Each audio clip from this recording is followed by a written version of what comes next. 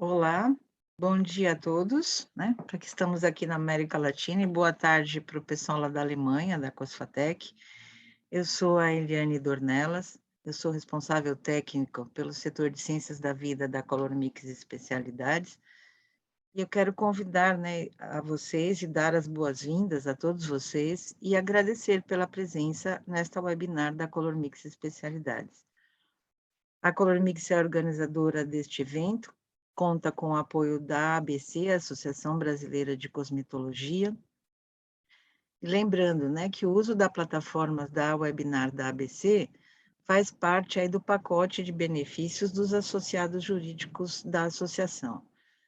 Este evento também está sendo transmitido pelo canal do YouTube, né? Então, caso você não consiga assisti-lo na íntegra, o vídeo ficará disponível tanto no canal Cosmetalk da ABC, como no canal da Color Mix Especialidades. Então, aproveite aí a oportunidade, se inscreva no canal, né, nesses canais, e marque, né, para poder receber aí a informação e a notificação de novos vídeos. Este evento está sendo transmitido globalmente, e nós contamos com a tradução para o inglês para aqueles que estiverem no Zoom. Então, se você tiver a opção, né, preferir essa língua, basta clicar no botão Interpretation e selecionar o idioma da sua preferência. As perguntas ou dúvidas serão respondidas no final do evento, então peço que utilizem a opção do Q&A, que se encontra na barra embaixo, ou através do chat. E aí, caso sua pergunta, né, não tenhamos tempo para respondê-la, encaminha para o e-mail que a gente vai deixar aqui na tela, e a gente retorna para vocês. Então, nós agradecemos novamente aí a presença de todos vocês. E o tema do nosso evento hoje é sobre antioxidantes. Quem vai estar fazendo a apresentação é o Dr. Carsten Dietz, diretor técnico da COSPHADERM. Seja bem-vindo, Dr. Carsten.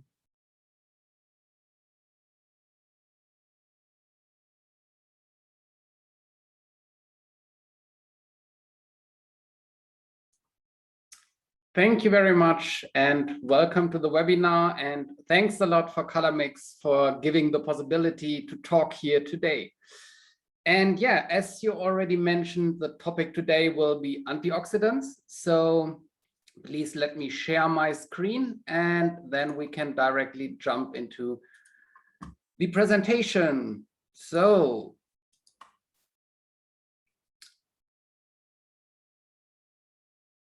I think it is working now. I hope so. Yeah, it should work. So, okay, today we are talking about antioxidants. And first of all, I would like to talk about why are antioxidants important. So first of all, we need to protect oils and waxes in cosmetic formulations against oxidation. And we also need to protect membrane lipids in our skin against oxidation because of UV light or sunlight at all. So what can we expect from an antioxidant, or what should we expect? So it should be highly effective. It should be very skin friendly and user friendly. In best case, it should be natural. And of course, it should be GMO free. I would like to start now with the first point here. So let's talk first about the protection of oils and waxes and why this is really important.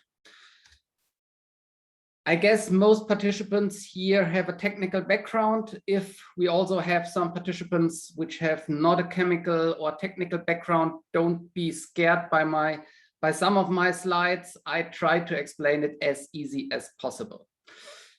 So what you can see here is the lipid peroxidation of fatty acids. So here we have the common structure of a fatty acid. And when we have very strong light, it can produce a radical. And this radical attacks the fatty acid. So a fatty acid radical is formed. And in combination with oxygen, we get a fatty acid peroxide radical. And this one here is the important step, because in combination with a new fatty acid, again, a fatty acid radical is formed, and then a chain reaction starts, and it will not stop. So this is really what we need to stop to protect the oils against oxidation. And of course, as you can see, or let me go back to this slide here, the number of unsaturated fatty acids inside of your fatty acid molecule, so the number of double bondings is really important, because these are the areas where the radical really tries to attack. And if we take a look to different kind of oils, I will not go into detail of each oil here. You can see a different composition. So let me maybe choose two examples. So the first one, for example, coconut oil. Coconut oil consists of 91 saturated fatty acids, 7 mono unsaturated, and 2 double unsaturated fatty acids. So it's relatively stable, and this is also the reason why it is very often used for fast browning in the kitchen. So if you want to heat it very high in your pan during cooking, the coconut oil is a very suitable oil. If you compare the coconut oil, for example, to sunflower oil, which consists only of 10 saturated fatty acids and 30 monounsaturated and 60 double unsaturated fatty acids, you can see that sunflower oil is much less stable. And this is also something you need to consider in your formulation. So what kind of oils are you using? How stable are your oils? How much antioxidants should you add to your formulation to be on the safe side? One possibility to protect the fatty acids against oxidation are vitamin E or tocopherols, because the tocopherols can avoid the chain reaction. So the tocopherol takes the radical, and in this way it protects the fatty acid and avoids the chain reaction, the starting of the chain reaction. What is vitamin E? So vitamin E consists of tocopherol, and as you can see here from the chemical structure, you can see it consists of alpha, beta, gamma, and delta tocopherol. The molecules are very similar, but the only difference is here in the chroman ring.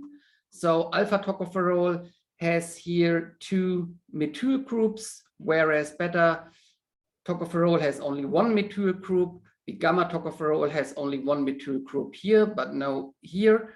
And the delta tocopherol has no methyl group or alkyl group in the ortho position. And this is important, and it's important to understand that the composition of the tocopherol depends on the plant you are using for the extraction. So, for example, if you want to have a tocopherol mixture that consists mainly of a high beta, gamma, and delta tocopherol content, you should extract your vitamin E from soybeans. If you want to have a high content of alpha tocopherol, but a very low content of beta, gamma, and delta tocopherol, you should extract it from sunflower seeds. And if you want to have something in between, so that has a higher alpha tocopherol and also a higher, an average beta, gamma, delta tocopherol content, you can use rape seeds for the extraction. Why is this important? Because beta, gamma, and delta tocopherol are the most important tocopherols if you want to protect the lipids and waxes in your formulation against oxidation processes. But if you want to protect your skin against oxidation processes, then you should choose a very high alpha tocopherol content, because the bioactivity of alpha tocopherol is by far the biggest, the highest. So take home message here is definitely If you want to have a bioactive tocopherol to protect your skin against oxidation, choose alpha tocopherol. If you want to protect your oils against oxidation, choose a high beta gamma delta tocopherol content. So tocopherols coming from soybean or rapeseed.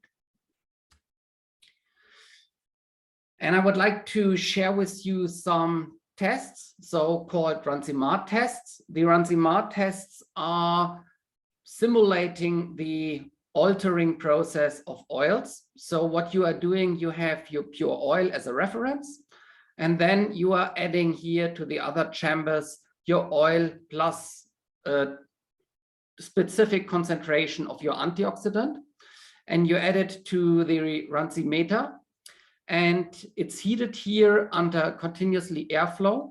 And finally, you will get a so-called induction time. And the induction time finally shows you after which time period your oil became rancid. So the higher the induction time, the longer was the oil stable and not oxidized. And I mentioned before that alpha, beta, gamma, and delta tocopherol have a different efficacy if we are talking about protecting oils. And let's take a look to some RANCIMAT test results. So what you can see here is the induction time. You can see here the plank, so the pure sunflower oil in this case that was used. And the sunflower oil was stable for 15 hours, but then the auto-oxidation and the chain reaction started and it became rancid. By adding 0.05% of alpha tocopherol, it was much more stable compared to our blank, to our reference. But if you compare it to the other tocopherol compositions, you can see that the T70 tocopherol, so mixed tocopherols with a high beta gamma content, are much more effective in the same concentration compared to alpha tocopherol. And the rapeseeded tocopherols are in between alpha and the soybean tocopherols because of a little higher concentration of beta, gamma, and delta tocopherol. And we can see the same results by adding a higher concentration of our tocopherol. So here 0.2% of alpha tocopherol. And even here, the 4 times higher concentration of alpha tocopherol was a little bit less efficient compared to 0.05% of mixed tocopherols. So this is really important to understand. If you want to protect your oils or your waxes against oxidation, use soybean or rapeseeded tocopherols. There are also some synthetic solutions existing on the market. For example, one good example and famous example is the BHT. So also I would like to take a look also to the performance of BHT versus mixed tocopherol and the rapeseeded tocopherol. And even here you can see that by adding 0.05% of BHT, our oil was protected for around about 23.5 hours, but the same concentration of T70 tocopherol from soybean was even more effective. The same for the rapeseeded tocopherol. Here the difference is not so huge, but it's still a little bit more effective. And what you need to consider as well is maybe a different kind of rating or some concerns that are existing on the market. This here is a screenshot taken from ewg.org, which is relatively famous in the United States.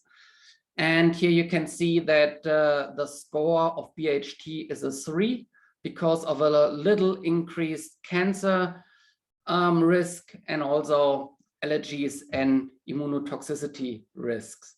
Whereas tocopherol has in all points absolutely no risk, so the best score of 1.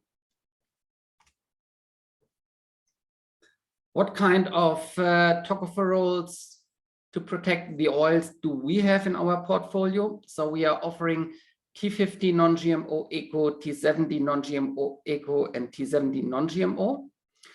The tocopherols inside of all three products are coming from soybeans. The only difference is what kind of oil is used to dissolve the tocopherols. So the number 70 means we have minimum 70% of mixed tocopherols inside and maximum 30% of oil. Here in T50, we have minimum 50% of mixed tocopherols, maximum 50% of sunflower oil inside. And the reason why we dilute it in sunflower oil is mainly of a higher user-friendly performance. So if you would use the pure tocopherols, it would be a very sticky and pasty material. So it's much more user-friendly if you dilute it in sunflower oil, because then it has the consistency or the texture of, let's say, a thick oil. So it's relatively easy to add to the formulation and also very easy to dissolve in the oil phase. The difference between the eco version and the GMO version, non-GMO version, standard and non-GMO eco version, is the COSMOS approval. Here we are using standard sunflower oil to dissolve the tocopherols. Here we are using COSMOS approved sunflower oil, and that's the only difference. So this one here has a COSMOS approval, this one here has no COSMOS approval.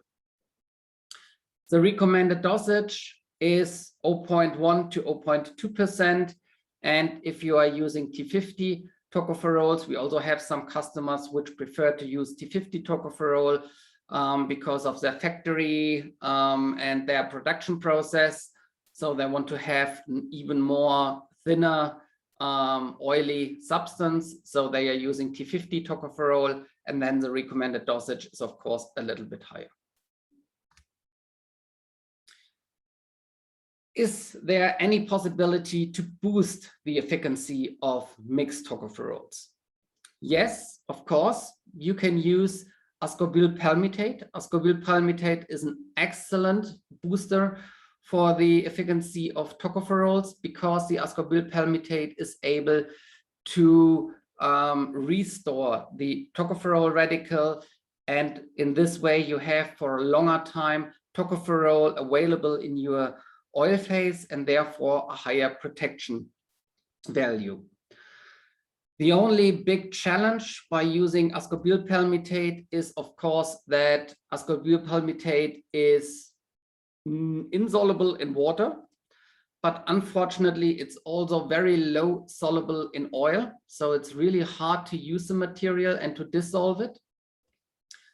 And often when you try to dissolve it in oil, here you can see 0.2% of ascorbyl palmitate in sunflower oil. You got this kind of precipitations or particles that are not dissolving. So you need to heat the oil to completely dissolve it. And of course, heating is always a little bit counterproductive regarding the oxidation processes. So what can you do? A very good problem solver in this case are lecithins, so natural phospholipids, because they allow the dissolution of ascorbyl palmitate without increasing the temperature. So you can dissolve the ascorbyl palmitate even at room temperature, and you still have the 100% boosting efficiency of the ascorbyl palmitate for your tocopherols. We also have one blend in our portfolio that already consists of ascorbyl palmitate. In this case here, it's a tap mix. In this case here, the rape-seeded tocopherols and lecithin, sunflower-derived lecithin. It's also COSMOS approved, and 0.8% of tap mix contains roundabout 0.15% of rape tocopherol and roundabout 0.06% of ascorbyl palmitate. And what you can see here, that the even a lower concentration of the rape tocopherol is more efficient because of the boosting effect of ascorbyl palmitate. The pure ascorbyl palmitate does not show such a great effect, but in combination with tocopherols, you really have this boosting efficacy. The TAP mix, if you want to use it, is a really high shows a very high antioxidative efficiency. It is bioactive because it also contains a higher amount of alpha tocopherol inside, because as you might remember, the tocopherols are coming from rapeseed tocopherol. So we have a good amount of alpha tocopherol, beta, gamma, and delta tocopherol. You can also use it a little bit to improve the emulsifying process. It is also used often in kind of hair treatments, so hair care formulations, because of the anti-static properties of the lecithin. It can be used as an emollient, and of course, because of its skin conditioning properties. So to sum it up, we have here T50, T50 Eco, T70 Eco, T70. We are also offering T70 non-GMO soy. Soy means in this case that we are using soybean oil to dissolve the tocopherols. You can also get the pure ascorbyl palmitate if you want to mix it by your own. It's no problem. And we have the TAP mix, which is what I mentioned, a mixture of the tocopherol and ascorbyl palmitate plus the sunflower lecithins inside. Here you can see that ascorbyl palmitate, TAP mix, T50 Eco, and T70 Eco are Cosmos approved. These two here are not Cosmos approved.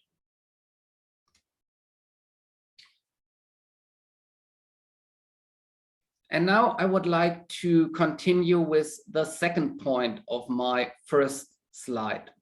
So what do we need to consider when we are talking about skin protection by vitamin E? So the tocopherol is needed to protect the fatty acids in our membranes against oxidation. And here, again, it is really important to have a high alpha tocopherol content, because only alpha tocopherol shows a high bioactivity. And what kind of products do we have in our portfolio? So we have a product called E1000 non-GMO. E1000 non-GMO is alpha tocopherol. The number 1000 means international units. So we have minimum 67.1% of alpha tocopherol inside. And we have it in two versions. The E1000 sunflower is the Cosmos approved material. And here we have the standard version, which has not a Cosmos approval. If you want to have a modification of alpha tocopherol, you can do a so-called acetylation. So that means that you got alpha tocopherol acetate, and the alpha tocopherol acetate is more stable. So I mainly recommend it for formulations like sunflower, sun creams and products like this. But for a standard skincare products, I would always prefer to use the pure alpha tocopherol because it shows a higher efficiency. And one very frequently asked question is, what about synthetic alpha tocopherol? Because there is one big German chemistry company that is also producing synthetic alpha tocopherol. And is it absolutely the same if you compare it to the natural alpha tocopherol? And the answer is definitely no, it's not the same.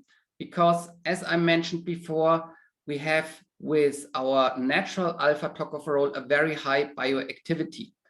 So the natural alpha tocopherol is also called D-alpha tocopherol or RRR alpha tocopherol, because this one here is 100% accepted by our human body.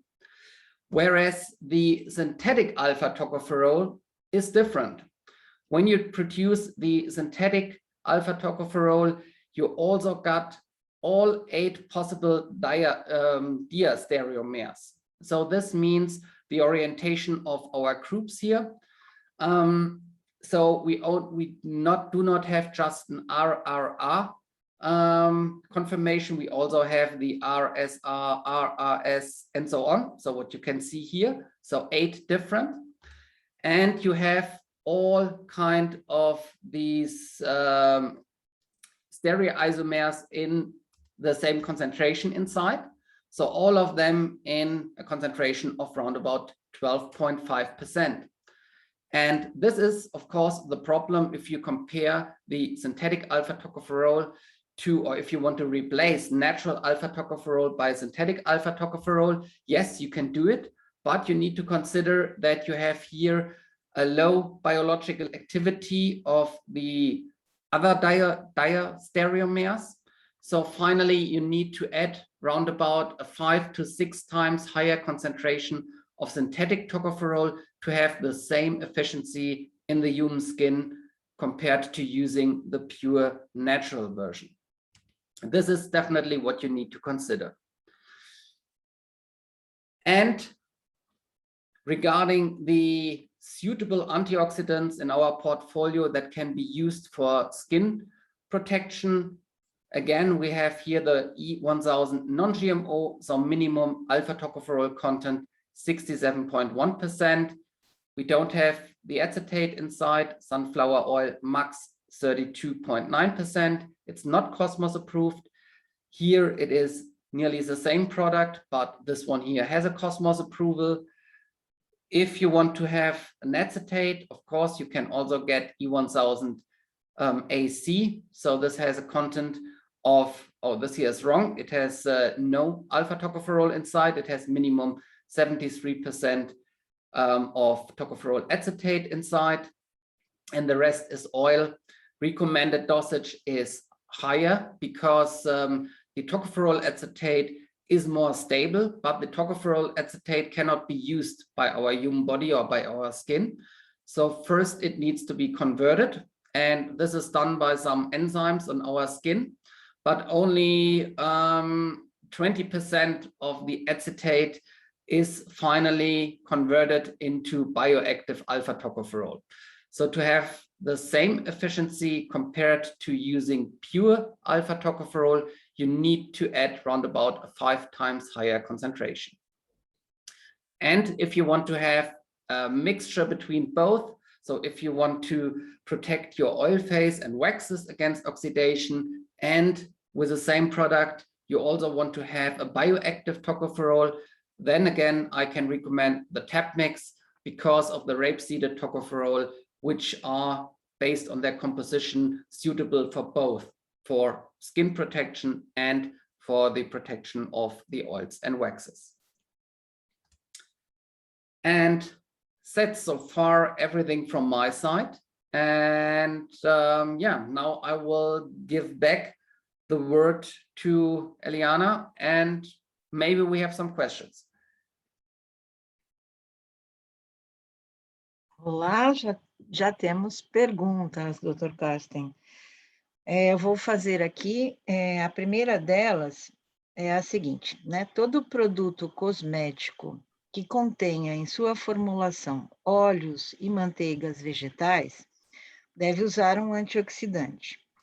Além da alteração, né, de odor, né, que a oxidação pode causar, o antioxidante pode trazer algum outro benefício para esse produto, além da proteção da não alteração do odor, da rancificação?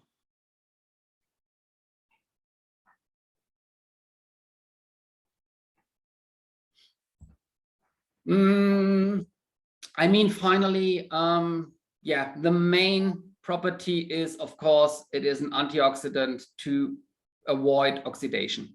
And there are not so big properties or yeah, other kind of properties coming just from the pure vitamin E. This would belong a little bit more to food supplements, but for cosmetics, it's mainly used because of its antioxidative efficiency. And you also mentioned one important point, the color and the smell, because the oxidized tocopherol does not lead to a color change in the formulation. Obrigada. Uma outra questão, feita pela Tássia Araújo, aqui do Q&A. Por que a alfa-beta ou gama-tocoferol, né, tem formas diferentes aí de estrutura, de produto, e podem trazer benefícios diferentes para produto e para pele? O senhor já explicou isso, né? Mas ela quer saber em relação se essas diferenças que existentes, né, na estrutura causam alguma diferença no mecanismo de reação entre, tipo, o que acontece no produto ou o que acontece na pele. Da preferência de ser alfa, beta ou gama. Okay. A very good question. Now we need to dive a little bit deeper into chemistry. So is my screen still shared or not? Yeah, it is good. No. Yes. No? No, yes. Okay. I will share my screen, and then it's easier to follow my words. So here you can see alpha, beta, gamma, and delta tocopherol. And the difference is here the alkyl group. Here we have two, here we have one here, and here is none. Here we have one here, and here is none. And here we don't have an alkyl group here and here. And if we are talking about the antioxidative protection, the hydroxyl group of the molecule is very important. And if you have an alkyl group here and here, you have a steric protection of the alkyl group. The alkyl group is a steric protector of the hydroxyl group. And therefore, you have a lower efficiency in the antioxidative reaction. So this means without the alkyl groups, we have a stronger antioxidative efficiency. Here, beta, gamma, it's nearly the same. But here, the hydroxyl group is protected by both alkyl groups here. And so the efficacy is lower. This is the main reason for the challenge test results I showed you here. But what you need to consider if we are talking about the bioactivity, this is different because the human body uses the alpha TTP protein, so the alpha tocopherol transfer protein, which is produced in our liver to transport the tocopherol in our skin. And it's transported via the very low density protein in our skin. And this protein has a very high affinity to alpha tocopherol, but a low affinity to beta, gamma, and delta tocopherol. And that is the reason why alpha tocopherol shows the highest bioactivity, and it is the best suitable antioxidant for the human skin. But if we are just talking about oils and we don't need to transport the tocopherol from point 1 to point 2, then the more delta tocopherol you have inside, the higher will be the efficiency.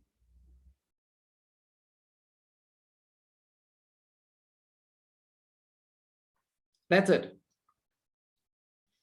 Ok.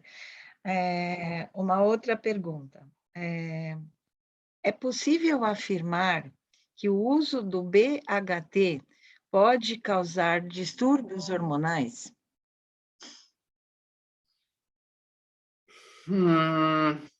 I mean, that's always a problem with scientific results. So today we only know what was analyzed in the last years, but we do not know what will be found in the next year. So I cannot really give you a yes or a no. I mean, there are some hints existing, And I mean, finally, in my opinion, it's always good to choose the safe way. I mean, if you want to pass a river and you have two bridges and the first one is very safe and the other one might be safe, I guess most of us would choose the very safe bridge. So this is the only answer I can give you. I mean, we have the same, or not the same, but a similar discussion about parabens. How harmful are parabens really? And yeah, my opinion is if you have an alternative and the alternative is safer, I would always choose the alternative. Ok. Mais uma questão. Com relação ao COSPHADERM e TAP-MIX. A combinação, né, da vitamina C com a vitamina E potencializa a ação antioxidante em termos de tempo de duração, né, do produto, ou seja, garante por mais tempo? Exactly. This is what you will get. You will have a longer protection against oxidation processes. So finally, a longer shelf life of your oils.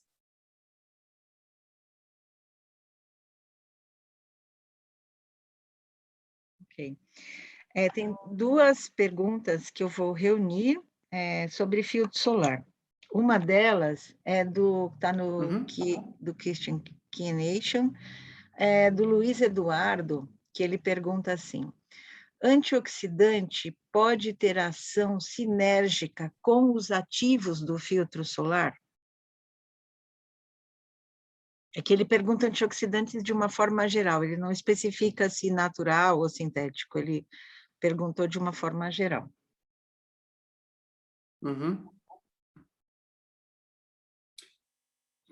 Can be, but so far we do not had these kind of problems with our natural vitamin E. So far we could not, we never got any feedback from one of our customers who faced this problem. But I'm not so familiar with all these synthetic antioxidants that are existing. I read about these kind of interactions, but so far we could not see any interactions in combination with our products.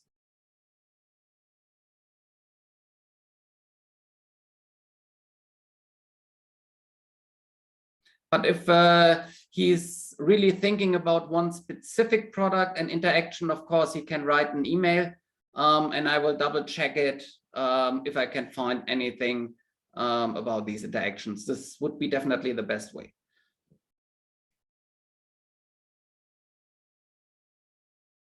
Ok, então, Luiz Eduardo, encaminha para a gente aí o questionamento e a gente encaminha lá para o Dr. Carsten na Alemanha, ok?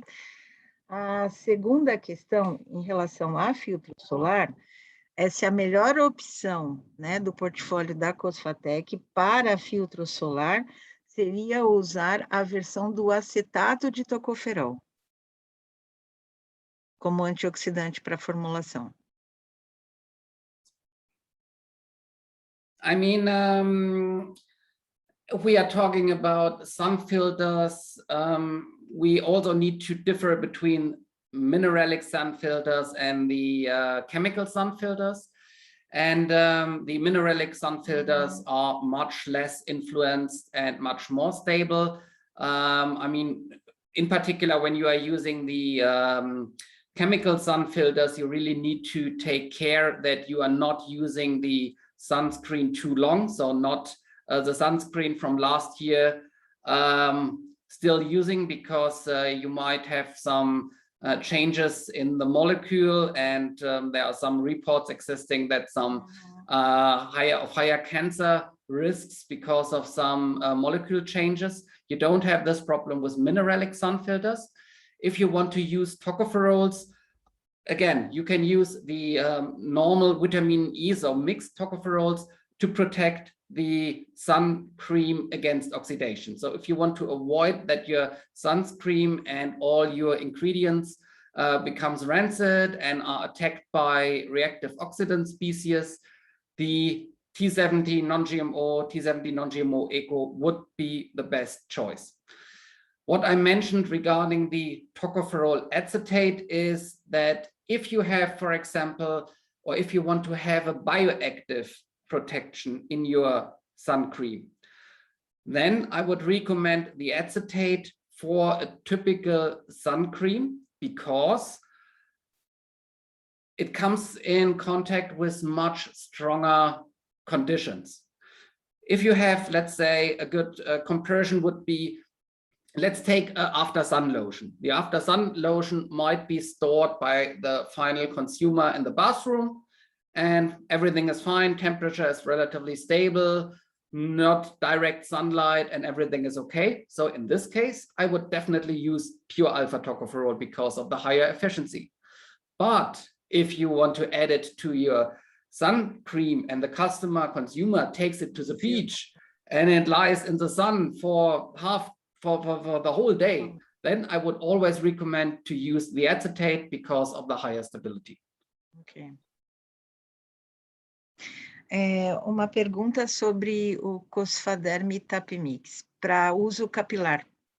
Se você podia explicar um pouco melhor essa, além da ação antioxidante da vitamina C e E, a da lecitina, no sentido do condicionamento da fibra. Yes, I mean, we all know that you can add some silicone dimethicone to your hair and it feels great, but it's not really healthy for your hair.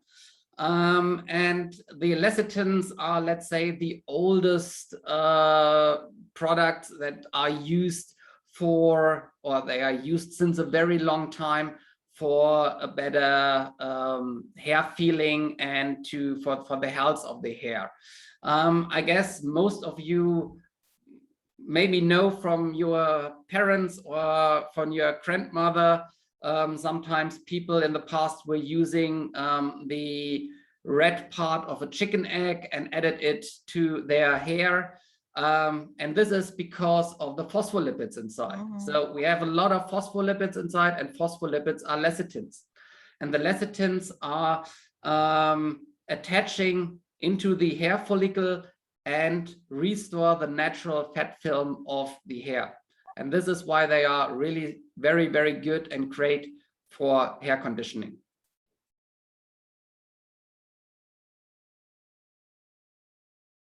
Ok. Obrigada. Nós encerramos as questões, né? E vamos, né, deixar aqui na tela o contato da gente e a gente encaminha todos os questionamentos aí que são feitos lá para a COSPHATEC na Alemanha. Então, a gente agradece, né, também a participação de todos, né, a todo o pessoal do time lá do Ciências da Vida, da Color Mix, agradecemos a ABC, agradecemos em especial ao Dr. Carsten Dietz pela colaboração e pela, né, esses esclarecimentos tão importantes aí para essa categoria de produtos que são os antioxidantes, né. Aqui a gente costuma classificá-los genericamente como adjuvantes, né, como atores que colaboram aí para o personagem principal, que são os ativos, mas que são fundamentais para a gente garantir tanto a estabilidade do produto, né, como a saúde da pele também. Então, os nossos contatos ficam aí à disposição de todos vocês, né, para que tirem as suas dúvidas, e o que precisar de um apoio no desenvolvimento de projetos, a gente está sempre à disposição. E é isso, mais uma vez agradecendo, né, a ABC pelo convite, pela possibilidade da participação. Lembrando a todos que quem perdeu o começo, né, está lá gravadinho nos canais do YouTube, tanto da ABC como da Color Mix Especialidades. E, mais uma vez, obrigada, Dr. Carsten, pela sua colaboração conosco. Thank you.